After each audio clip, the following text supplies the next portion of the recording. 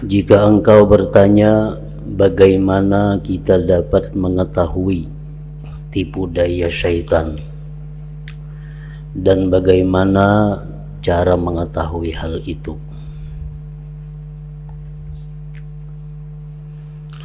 ketahuilah bahwa syaitan itu mempunyai kelakuan suka menggoda yang disebut was-was.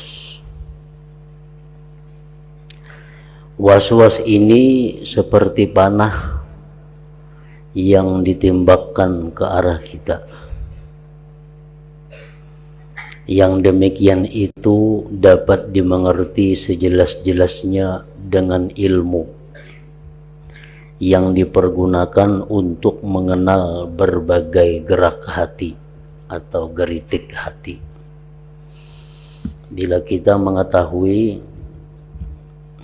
mempelajari ilmu tentang geritik hati, maka kita akan tahu jelas godaan atau bujukan syaitan.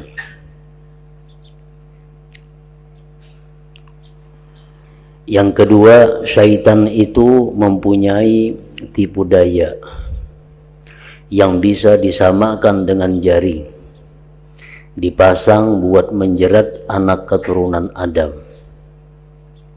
Hal ini akan menjadi jelas bila Anda mengetahui tipuan-tipuan syaitan, sifat-sifatnya, dan jalan-jalannya.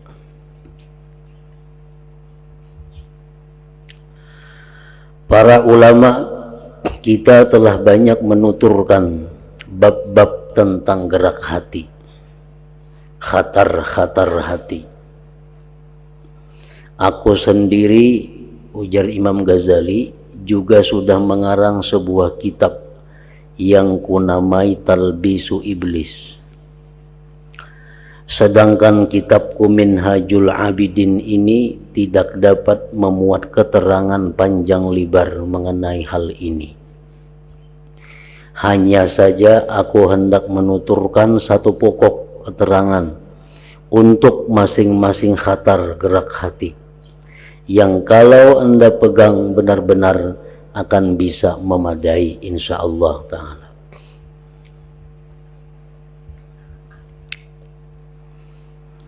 Adapun asal timbulnya khatar, asal timbulnya geritik hati, yaitu Allah Ta'ala menugasi, memberikan tugas di hati anak keturunan Adam satu malaikat yang mengajak berbuat kebaikan.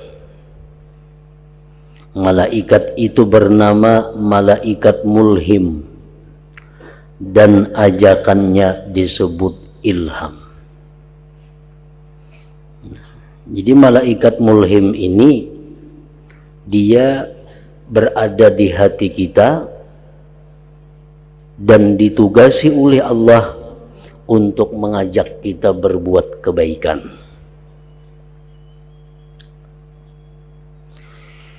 Untuk mengimbangi malaikat mulhim ini, Allah juga memberi kuasa syaitan yang mengajak anak keturunan Adam untuk berbuat jelek. Syaitan itu bernama syaitan waswas dan ajakannya disebut waswasah.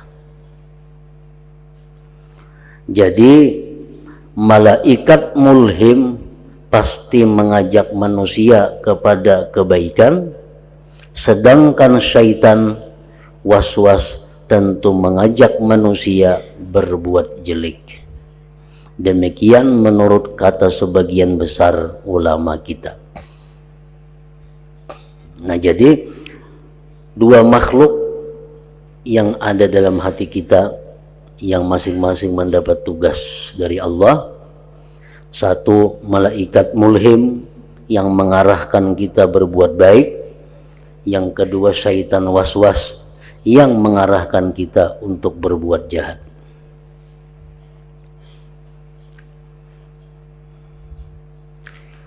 Diceritakan dari guruku Abu Bakar Al-Warraq rahimahullah bahwa syaitan itu kadang-kadang mengajak berbuat baik.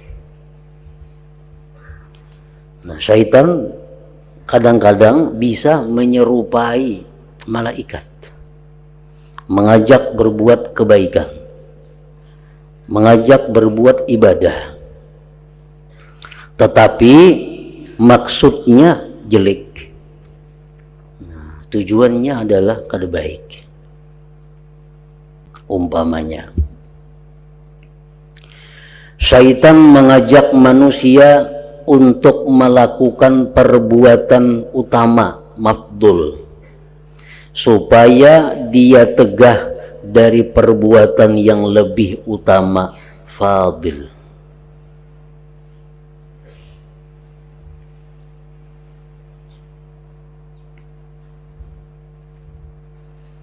Contohnya, syaitan mengganjak kita, membujuk kita untuk sembahyang malam,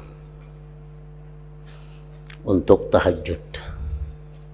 Nah, itu perbuatan baik. Tujuan syaitan apa?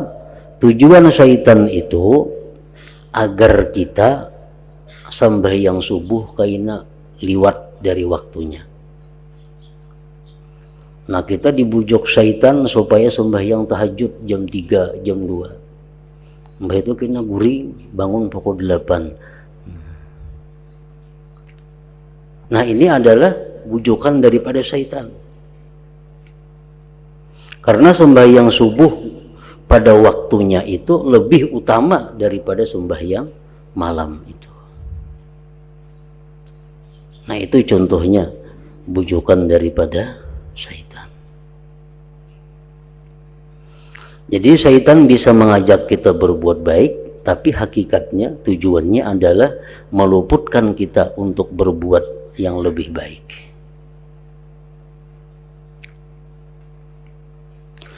Atau mengajak manusia berbuat baik dengan maksud menarik manusia itu kepada dosa besar, di mana kebaikannya tidak seimbang dengan kejelikan yang diperbuat. Seperti ujub. Syaitan mengajak kita berbuat kebaikan. Kita lakukan kebaikan itu. Sesudah selesai kita melakukan kebaikan, lalu kita ujub. Artinya kita merasa mampu melakukan ibadah tadi. Kita merasa hebat karena bisa melakukan ibadah tadi. Dilupakannya kita bahwa ibadah yang kita lakukan itu adalah merupakan anugerah Allah. Nah, itu ngarannya adalah ujub. Jadi ibadah itu sebesar apapun ibadah, sehebat apapun ibadah, kalau ujungnya merasa diri ini hebat karena melakukan ibadah tadi, merasa diri ini mampu melakukan ibadah tadi, nah, itu adalah menghilangkan pahala ibadah sebenarnya. Nah, dengan demikian kita rugi, bukan dapat pahala ibadah yang besar yang dilakukan tadi, tetapi justru sebaliknya kita mendapat dosa ujub itu. Syaitan bisa mengajak kita, malam ini kita beribadah mulai jam 10 sampai subuh, membaca Quran atau salawat atau apa, diajak oleh syaitan, kita lakukan. Nah, mampu kita melakukan, tuntung kita melakukan, kita merasa wah, diri kita hebat, diri kita kuat, diri kita mampu melakukan ibadah yang sangat berat tadi. Nah, kita lupa bahwa kemampuan kita itu adalah anugerah Allah. Kita lupa itu. Yang penting kita merasa diri kita hebat, diri kita kuat daripada orang lain karena kita mampu melakukan ibadah yang berat. Nah, ini ujub. Nah, itu yang dituju oleh syaitan agar kita ujub. Bila kita demikian, nah, dosa yang kita dapatkan lebih besar daripada pahala yang diperoleh. Itu syaitan bisa mengajak itu. Ria. Ria itu dosa besar. Kadang-kadang syaitan mengajak kita melakukan hal-hal yang sunat, tetapi kita diajaknya untuk ria. Nah, jadi pahala yang didapat kada sesuai dengan dosa. Jadi mesti waspada, mesti hati-hati bila dalam hati kita ini ada geritik untuk berbuat kebaikan. Kita teliti dahulu apakah ini jebakan syaitan, apakah ini memang dari malaikat mulhim tadi.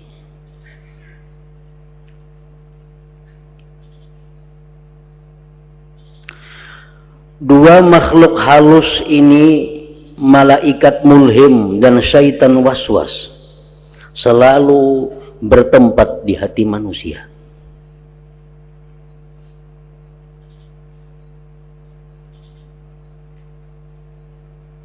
Sementara itu manusia bisa merasakan pendengaran hatinya terhadap ajakan-ajakan itu.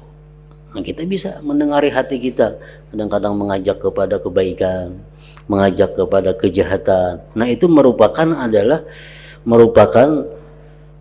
tugas yang diberikan Allah kepada dua makhluk tadi untuk mengajak kita berbuat kebaikan, berarti malaikat mulhim, kejahatan berarti syaitan waswas.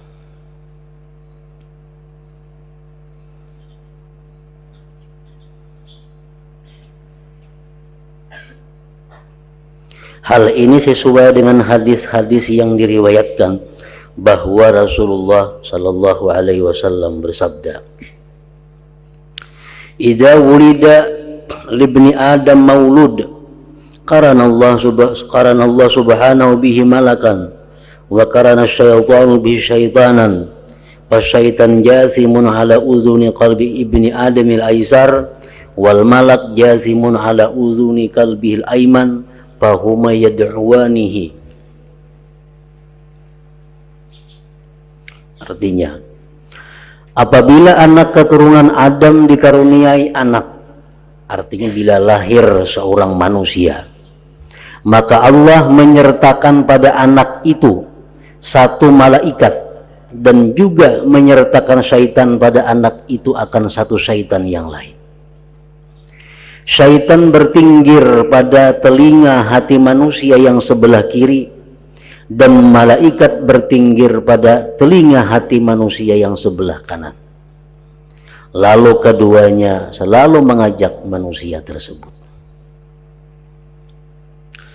Dan Rasulullah pun pernah bersabda, "Lisyaitani lammatun dibni Adam walil malaki lamma." Artinya syaitan itu mempunyai tempat di hati anak keturunan Adam, dan malaikat juga mempunyai tempat. Kemudian Allah subhanahu wa ta'ala mengisikan, membuati pada bangunan tubuh manusia ini watak yang condong kepada kesenangan-kesenangan dan memperoleh kelezatan-kelezatan yang bagaimanapun bentuknya, baik halal atau buruk haram. Nah, jadi Allah di samping meletakkan dua makhluk halus di dalam hati kita, kanan dan kiri, juga Allah membuat di dalam tubuh manusia itu satu tabiat yang kesukaannya adalah bersenang-senang, baik yang halal atau yang haram, pokoknya yang nyaman. Watak inilah yang disebut hawa nafsu, yang selalu memalingkan manusia kepada berbagai kerusakan. Nah, jadi dalam bangunan manusia terdapat 3 unsur yang selalu mengajak itu.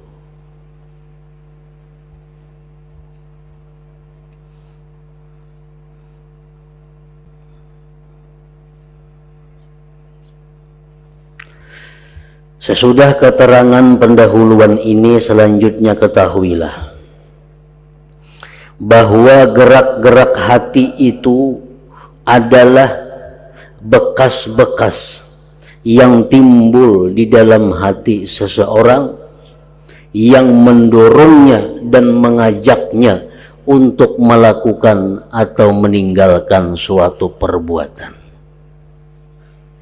Bekas-bekas ini disebut khawatir, jamaknya khatar, geritik-geritik, karena berubah-ubahnya hati.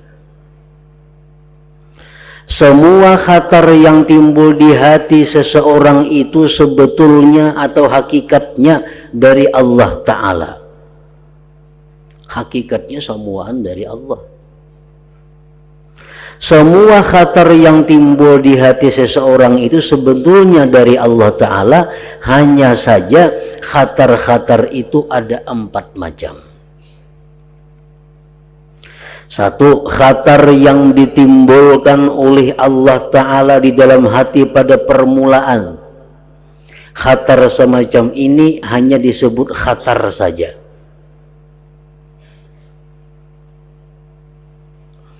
Yang kedua, khatar yang diadakan Allah sesuai dengan watak manusia. Khatar ini dinamai hawa nafsu dan dibangsakan kepada nafsu itu. Yang ketiga, khatar yang diwujudkan Allah Ta'ala sesudah adanya ajakan malaikat mulhim. Khatar ini dinamakan khatar ilham atau khatar malaki, juga disebut ilham. Yang keempat, khatar yang ditimbulkan Allah Ta'ala sesudah adanya ajakan syaitan. Khatar ini disebut khatar syaitani atau waswasah, dinamakan demikian. Nah, jadi artinya geritik hati kita ini bisa langsung dari Allah, bisa melalui hawa nafsu, bisa melalui malaikat, bisa melalui syaitan.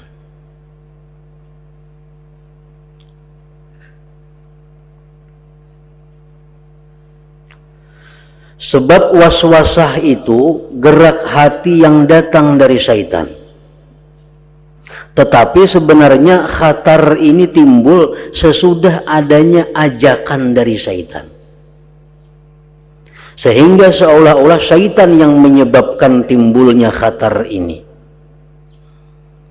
Geritik hati itu timbul sesudah diajak oleh syaitan. Itu ngarannya adalah khatar syaitani. Geritik hati timbul sesudah diajak oleh malaikat. Ngarannya geritik itu geritik malaki atau malaikat mulhim tadi. Geritik hati kadang-kadang timbul sesudah ajakan hawa nafsu. Nah, itu ngarannya adalah geritik hawa nafsu. Geritik hati kadang-kadang bisa langsung dari Allah tanpa melalui yang 3 itu. Nah, kita disuruh mempelajari, membedakan gerakan-gerakan itu. Karena dengan mengetahui itu kita bisa selamat daripada ajakan syaitan.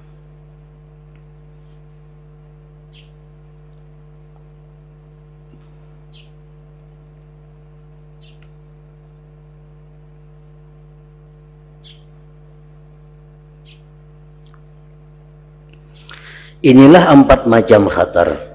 Sesudah Anda mengetahui macam-macam khatar geritik hati ini, perlu pula Anda ketahui bahwa khatar yang timbul pertama kali dari Allah Ta'ala itu kadang-kadang mengajak kepada kebaikan sebagai kemuliaan dan menetapkan hujjah atas seseorang. Nah, geritik hati kita yang dari Allah langsung itu mengajak kepada kebaikan dan sangat kuat dorongannya sebagai bentuk Allah memuliakan kita. Nah, kita ini timbul di hati hendak berbuat satu kebaikan dan dorongannya sangat kuat. Nah, itu biasanya disebut gerak itu dari Allah langsung. Tetapi kadang-kadang juga mengajak kepada kejelikan untuk menguji dan memberatkan ujian kepada seseorang. Jadi geritik hati yang dari Allah ini bisa geritiknya mengajak kebaikan, bisa mengajak kepada kejahatan.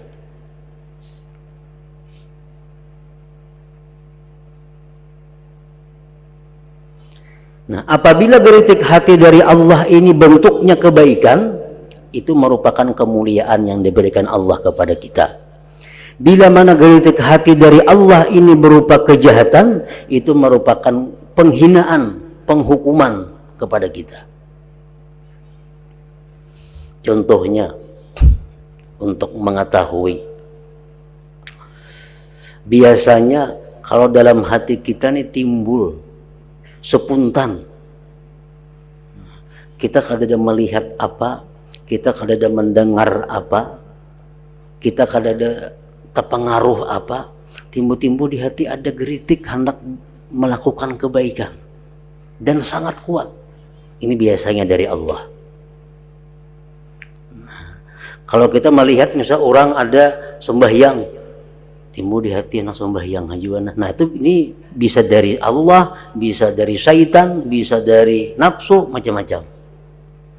Tapi kalau geritik itu timbulnya spontan, tanpa ada kita melihat orang lain, tanpa ada mendengar orang lain, tanpa ada terpengaruh kepada orang lain, timbul di hati dorongan kuat untuk beribadah. Nah, itu dari Allah.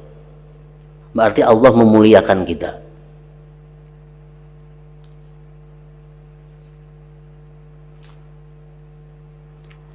Dan kadang-kadang bisa juga geritik hati dari Allah itu berupa kejahatan, berbuat maksiat.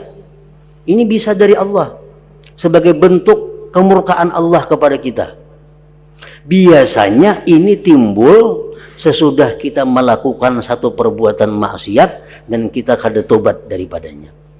Ini sebagai bentuk kemarahan Allah kepada kita, kemurkaannya kepada kita. Misal kita melakukan satu dosa, kita kada tobat-tobat, timbul pulang di hati geritik, hendak berbuat dosa pulang. Nah, ini dari Allah. Allah marah lawan kita karena kita berbuat dosa, kada tobat, lalu kita diarahkannya lagi untuk berbuat satu dosa.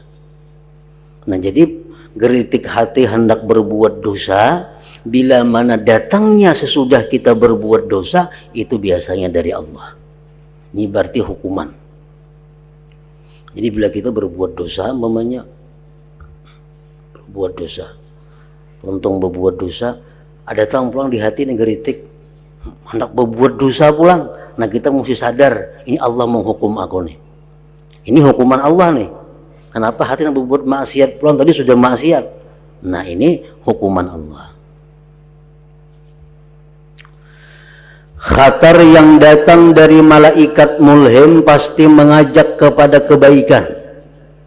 Karena malaikat mulhim selalu memberikan nasihat dan menunjukkan laku baik. Dia hanya ditugaskan untuk itu.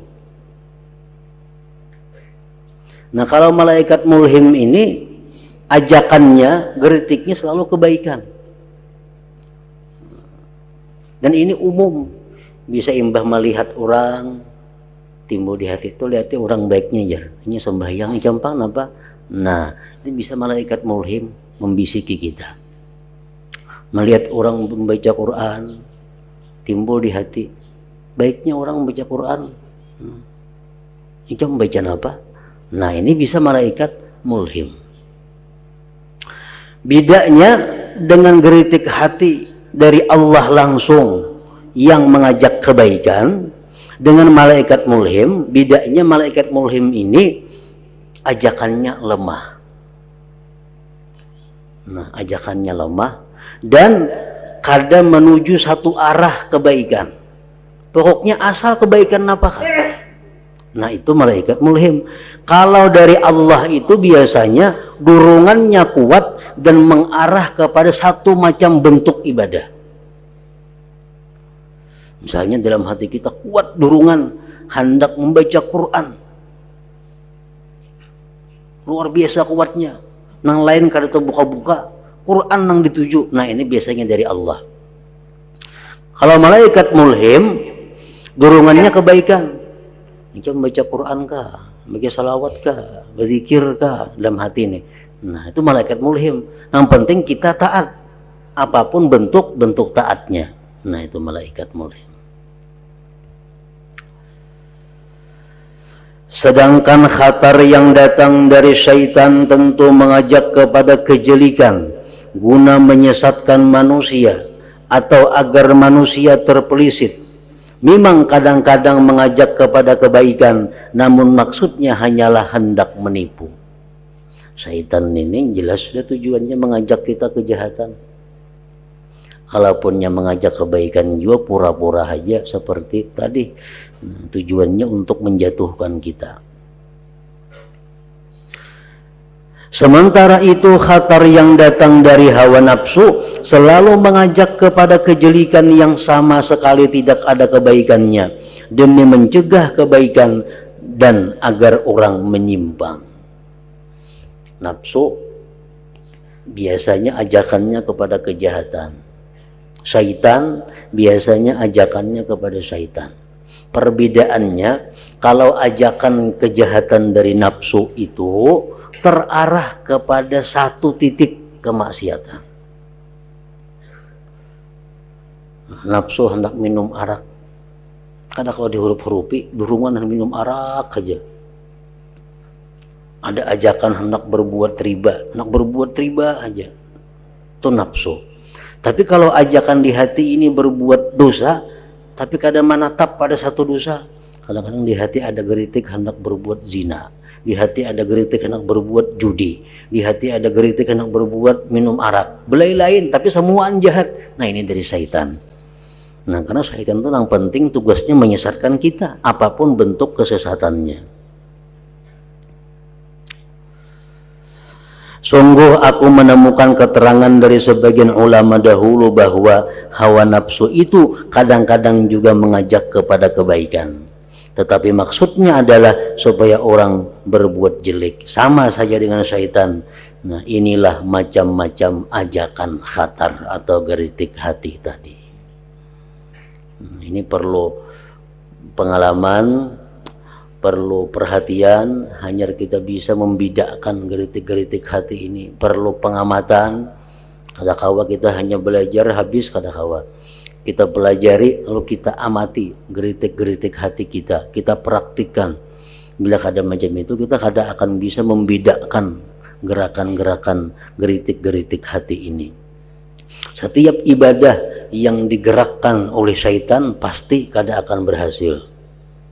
Banyak ada baiknya pada baiknya. Setiap ibadah yang digerakkan oleh hawa nafsu pasti ujung-ujungnya kada akan berhasil, pasti kada akan menuntung.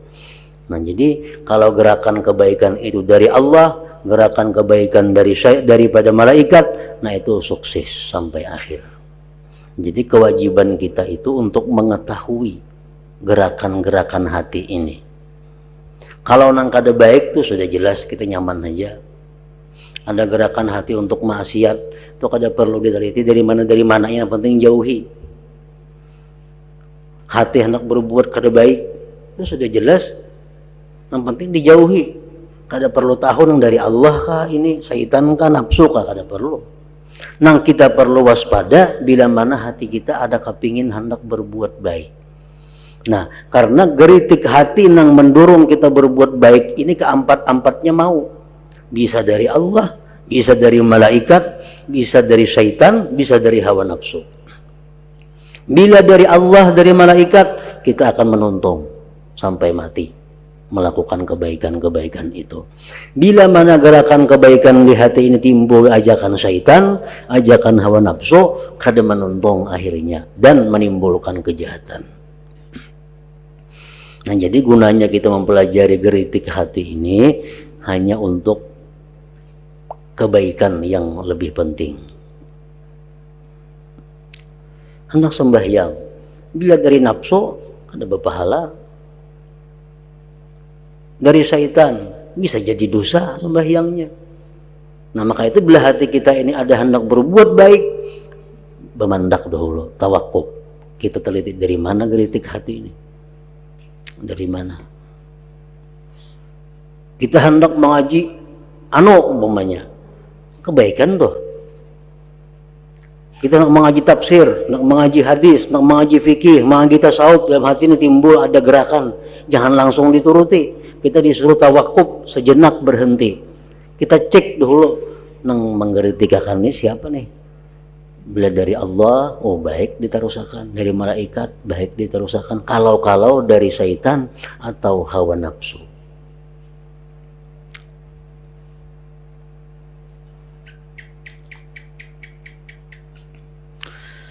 Kemudian engkau harus mengetahui pula bahwa engkau tentu perlu mengetahui 3 pasal yang di dalamnya Anda bakal menemukan apa yang Anda tuju.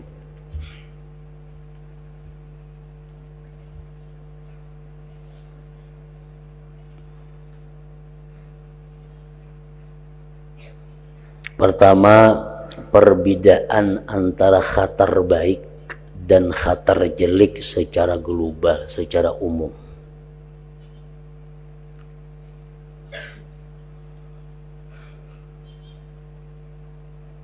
Yang kedua, perbedaan antara khatar jelek yang timbul di permulaan ibtidai, yang datang dari syaitani, dan yang datang dari hawa nafsu atau hawai, serta bagaimana cara membedakan 3 khatar tersebut.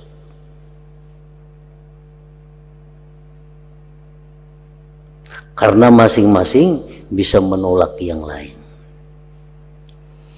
Kalau khatar geritik hati hendak berbuat maksiat ini dari syaitan, obatnya ini, cara menghilangkannya ini. Kalau geritik hati hendak berbuat jahat itu datangnya dari hawa nafsu, obatnya ini. Cara menanggulanginya macam ini. Nah, itu yang perlu kita mengetahui kejahatan ini dari mana. Hanya untuk menanggulanginya. Supaya lebih cepat menyelesaikannya. Karena kalau ajakan itu dari hawa nafsu, kita obati dengan zikir, kita obati dengan membaca surah Qul a'udzu birabbin nas, kita obati dengan doa, ada manfaat. Tapi kalau geritik hati yang jelek ini datangnya dari syaitan, nah kita bawa berzikir, akan hilang. Nah itu perbedaannya. Gunanya kita mengetahui, misalnya hati nih hendak memakan yang haram. Dari mana hendak makan? Dari syaitan kah mengajak nafsu kah? Nah, kalau syaitan, baca akan zikir Quran kah? Surah-surah 4 itu kah? Ini hilang sendirinya. Nah, kalau ajakannya timbul dari hawa nafsu, obatnya kada macam itu.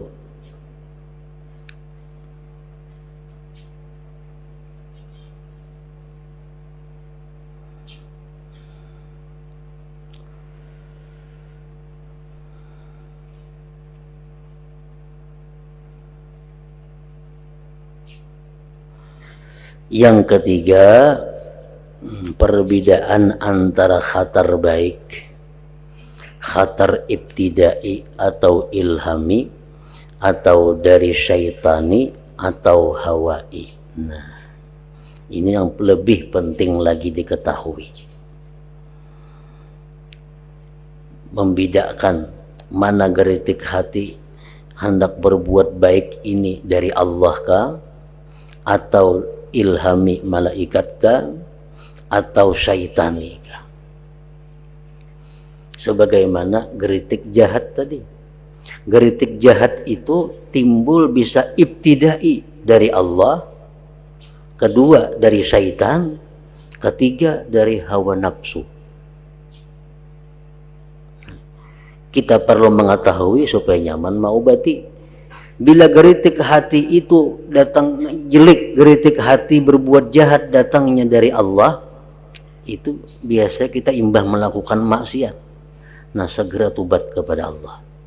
maka geritik hati hendak jahat itu hilang sendirinya. Bila mana geritik hati yang jahat ini dari syaitan, bacakan zikir, ayat-ayat tertentu yang menjauhkan syaitan. Bila geritik hati yang jahat ini datangnya dari hawa nafsu, itu perlu riyadhatun nafsi, latihan-latihan nafsu. Nah, perbuatan baik 3 juga. Perbedaan antara khatar baik, khatar ibtidai dari Allah, atau ilhami malaikat, atau dari syaitani, atau hawai 4.